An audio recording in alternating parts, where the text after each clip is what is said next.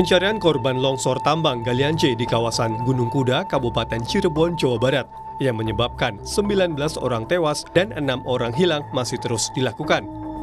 Kepolisian daerah Jawa Barat telah memeriksa 6 orang terkait longsor tambang tersebut, di antaranya adalah pemegang izin tambang dan manajer operasional. Menurut polisi, ada dugaan kelalaian mekanisme penambangan yang diduga salah, sehingga mengesampingkan keselamatan pekerja.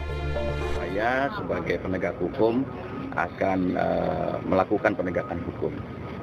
Dari kemarin sudah beberapa saksi, itu kita ambil keterangannya semuanya. Kita ingin mengetahui penyebab daripada peristiwa ini.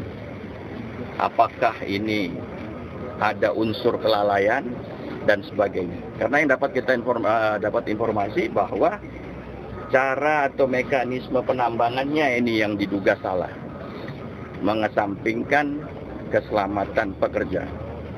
Ini yang kita dalami.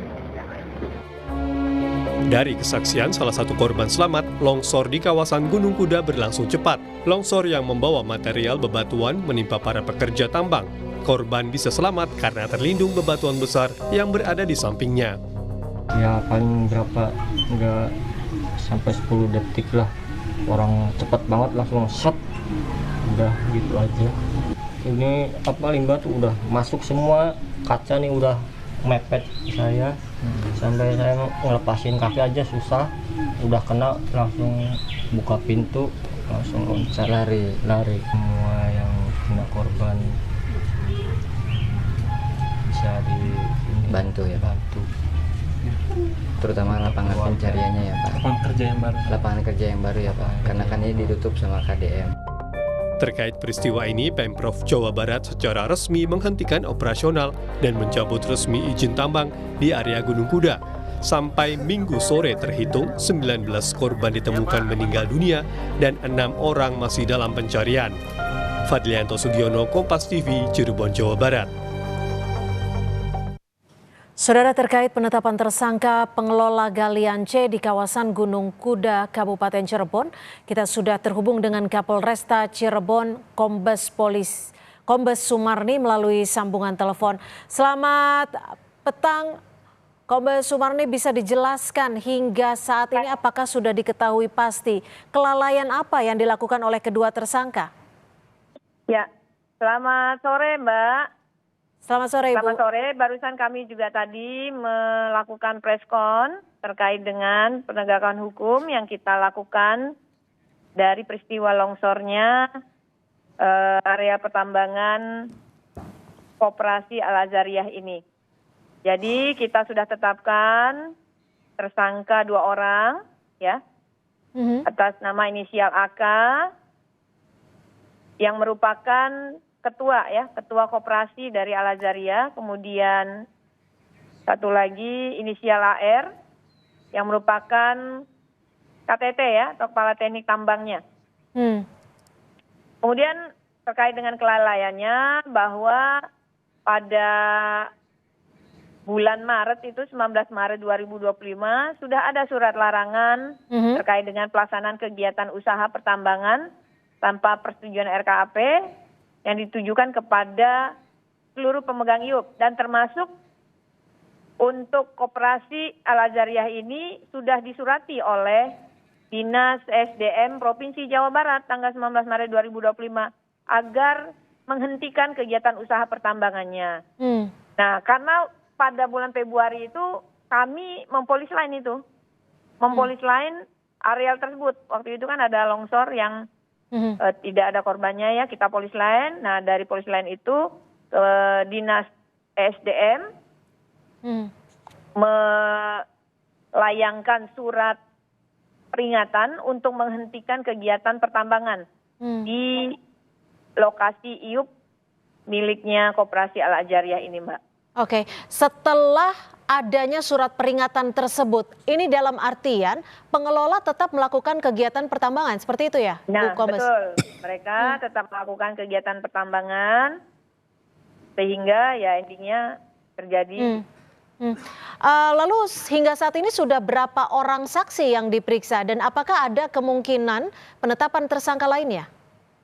8 orang, Mbak. Kami masih mendalami kemungkinan apakah ada pihak lainnya lagi yang bisa dipertanggungjawabkan, dimintai pertanggungjawaban.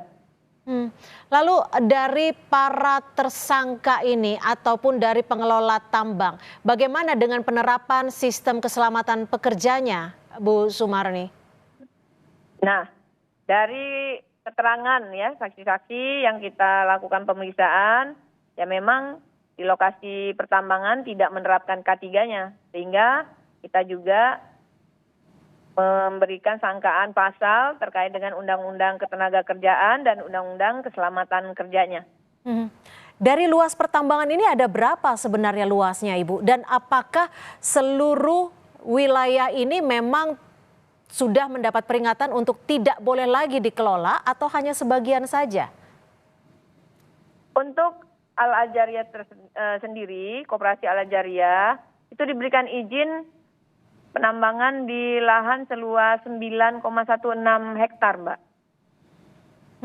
Tapi di lokasi tersebut ada beberapa lokasi tambang milik koperasi yang lain, ya. Namun juga saat kemarin peristiwa longsor sudah dicabut semuanya. Untuk surat peringatan yang tidak lagi diperbolehkan untuk melakukan kegiatan pertambangan, apakah ini lokasi yang sama dengan lokasi longsor yang kemarin terjadi, yang waktu itu terjadi? Betul, betul Mbak, betul. Lokasi yang sama. Lokasi yang sama. Tambang ini sudah mendapat izin dari otoritas tidak, selain dari lokasi yang sebelumnya diberikan surat peringatan? Sudah Mbak, sudah. Jadi perpanjangan izinnya kan itu di bulan November 2020 ya. Jadi berlakunya sampai dengan November 2025. Jadi izinnya lengkap, Mbak. Oke, hanya wilayah tertentu saja ya yang memang tidak diperbolehkan lagi ya karena tidak memenuhi syarat keselamatan. Seperti itu ya, Ibu Kapolres? Bukan Mbak, bukan. Jadi kawasan tersebut izinnya lengkap. Ya. Izinnya lengkap ya. Namun karena bulan Februari 2025 ada longsor, ya kan kami polis lain. Nah kemudian dari Dinas SDM Provinsi Jawa Barat melayangkan surat peringatan kepada pemegang IUP untuk menghentikan kegiatan usaha pertambangannya. Secara keseluruhan dengan artinya? waktu yang tidak ditentukan, betul. Oke. Ya, untuk Koperasi Al-Ajariyah ya Mbak ya, untuk Koperasi Al-Ajariyah. Pemegang IUP yang dipegang oleh Koperasi Al-Ajariyah ini. Oke, saat ini apakah akan dilakukan pemeriksaan terhadap pihak-pihak lainnya, Bu Sumarni? Ya pasti akan kita lakukan pemeriksaan terhadap pihak-pihak terkait ya. Semuanya akan kita lakukan pemeriksaan. Untuk pasal yang disangkakan kepada tersangka dan ancaman hukumannya, Bu Kapolresta? Pasal yang disangkakan, yang bagaimana tadi kami sebutkan juga di press conference, ya pasal 98, ayat 1, ayat 2, Undang-Undang 32 tahun 2009 tentang perlindungan dan pengelolaan lingkungan hidup, itu ancaman pidana penjaranya paling singkat 5 tahun, paling lama 15 tahun, denda paling sedikit 5 miliar dan paling banyak 15 miliar.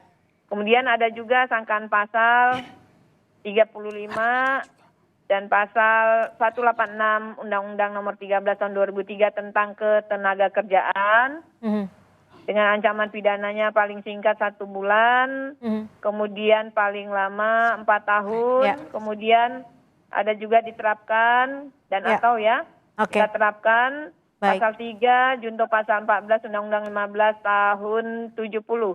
Baik. Undang-Undang pasal 3 junto pasal 14 dan pasal 15 Undang-Undang Nomor 1 tahun 70 tentang keselamatan kerja. Ya, baik. Dengan ancaman kurungan selama-lamanya 3 bulan dan denda setinggi-tingginya Rp100.000. Baik. Kemudian dan atau kita terapkan juga pasal 359 KUHP. Ya. Baik. Ya, dengan ancaman penjara 5 tahun, Mbak. Baik, terima kasih Kombes Sumarni, Kapolresta Cirebon, sudah berbagi informasi di Kompas Petang. Terima kasih Bu Sumarni.